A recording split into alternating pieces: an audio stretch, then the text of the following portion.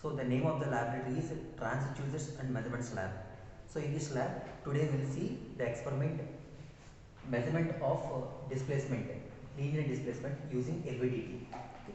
LVDT stands for Linear Variable Differential Transformer. So in short, we can say it as LVDT. So it is a one type of transducer which is used for measuring the linear displacement. So transducer means it is a device which converts the non-electrical quantity into an electrical quantity. So in this case, the linear displacement is acting like a non-electrical quantity, and the electrical quantity is the voltage, output voltage. Okay. So first we will see what is the operation going on inside the LVDT. So this is the internal circuit diagram of an LVDT. So in the LVDT, the main parts are one primary winding, two secondary windings, and a core is placed in between the primary winding and two secondary windings. This core is going to be manufactured by using high permeability nickel iron alloy.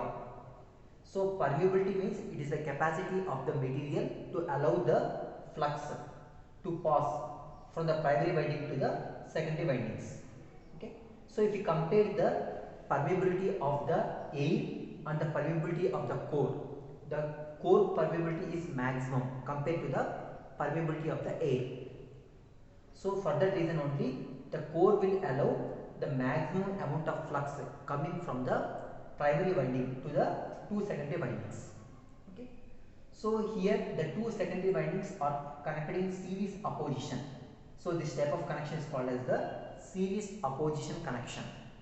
So series opposition connection means we are taking the output in between the first terminal of the first secondary winding and the first terminal of the second secondary winding, and the second terminal of the first secondary winding and the second terminal of the second secondary winding, both are going to be connected to each other. So this type of connection is called as series opposition connection. So due to this series opposition connection, the output voltage E0 is equal to the difference of the voltages induced in the secondary winding 1 and secondary winding 2. That is E0 is equal to ES1 minus ES2. Why they are going to be getting this negative sign means due to this series opposition connection. So ES1 means it is the voltage induced in the secondary winding 1.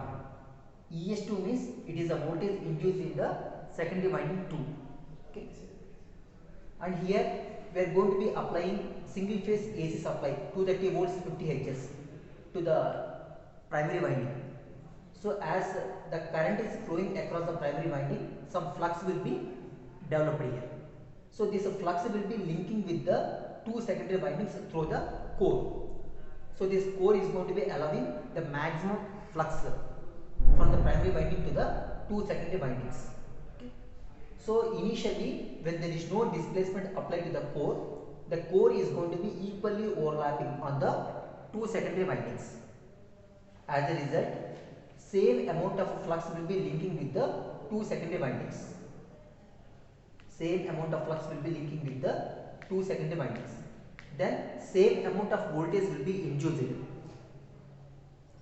in winding secondary winding 1 and secondary winding 2. Then ES1 is equal to ES2. Then E0 is equal to 0 volts. Suppose if you apply some displacement which makes the core to move towards the top side, then the maximum portion of the core is interacting with the secondary winding 1 compared to the secondary winding 2. Then maximum amount of flux will be linking with the secondary winding 1. Then maximum amount of voltage will be induced, ES1. That is ES1 is greater than ES2.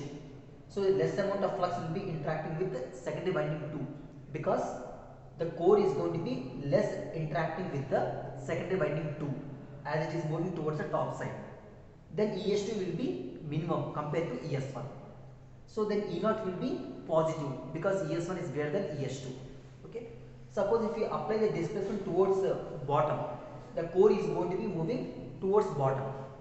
Then maximum portion of the core is interacting with the secondary winding 2 only compared to secondary winding 1. So then we are getting maximum voltage in the secondary winding 2. that is ES2 is greater than ES1. Now here E0 will be negative here because ES2 is greater than ES1. So based upon the polarity of this output voltage, we can find out whether the core is moving towards top side or bottom, and based upon the magnitude of this output voltage, we can find out the amount of displacement. So this is the brief explanation of the internal circuit diagram of an LVDT. So based upon the input and the output, we are going to be taking the graph. So taking the linear displacement on the x-axis and output voltage on the y-axis. So when the displacement is at 0 mm, there will be some minute voltage in the LVDT practically. So that minute voltage is called as the residual voltage. Suppose if you apply the displacement towards the top side, the core is going to be moving towards top side, then E0 will be positive. We are getting this graph. If the core is moving towards bottom side, E0 will be negative. We are getting this graph here. So if you observe this graph, within this range, we will be having the linearity between the displacement and the output voltage. So displacement is the non-electrical quantity and output voltage is the electrical quantity. Okay. So practically we will see the same thing by using the kitty. So this is the displacement sensor panel LVDT MIT2. So by using this panel, we are going to be measuring the linear displacement, converting this linear displacement into voltage. So this is the primary winding and these are the two secondary windings.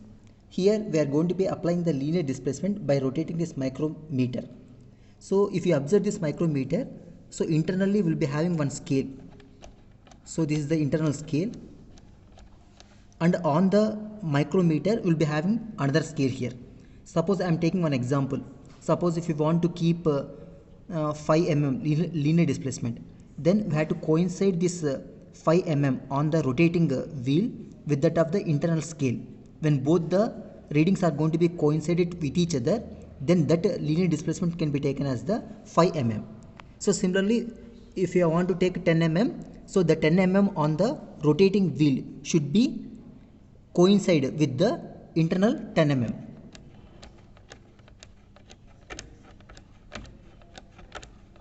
Okay.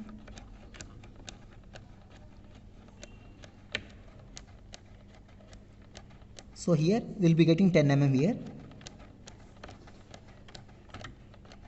So this is the 10 mm internal scale that will be coincide with the 10 mm on the rotating. When both are going to be coincided, that linear displacement value is taken as the 10 mm. Okay. So here I am taking some 3 readings here. So first you will see for 7 mm what is the voltage they are going to be getting in the multimeter. So this multimeter is going to be connected in between these two terminals here. So this is the output voltage of the LVDT. So these are going to be connected to the multimeter. Okay. So now I am keeping this 7 mm here. So 7 mm, how we are going to be keeping 7 mm? That is the internal scale of 7 mm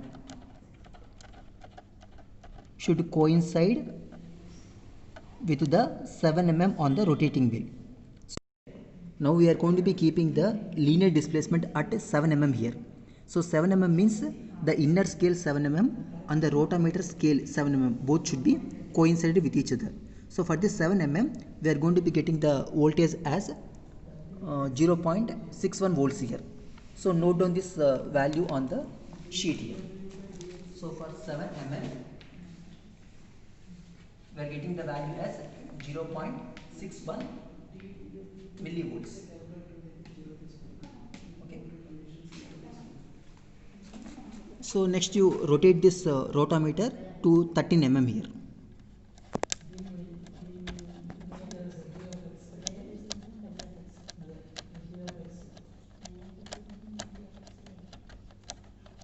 So 13 mm means the inner scale 13 mm and the reading on the micrometer both should be coincided with each other.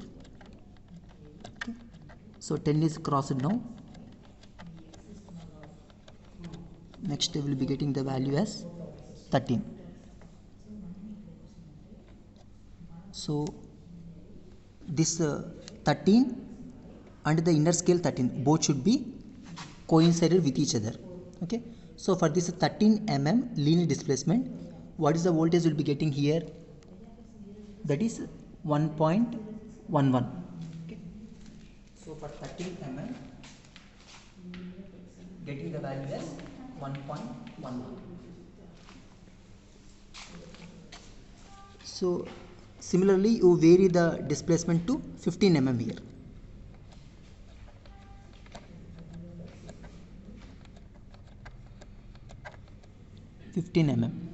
So 15 mm is the inner scale 15 mm and the micrometer reading 15 mm. Both should be coincided with each other. So for this 15 mm, we are getting the voltage as 1.30 volts. So you note down this value. So for 15 mm, getting the value as 1. So 1.30 volts. So for 7 mm 0.67 volts, 13 mm 1.11 volt, 15 mm 1.30 volts here. So as the displacement is increasing from 7 mm to 15 mm, the voltage is also going to be increasing from 0.61 to 1.30 volts here, getting the linear relationship between the linear displacement and the output voltage. So based upon this readings, you plot the graph here, taking the displacement on the x-axis and the voltage on the y-axis. This is the displacement and this is the voltage. You plot the graph between the displacement and the voltage, getting a linear curve. Suppose if you take the negative displacement, there also will be getting the negative voltages here. And this indicates the residual voltage.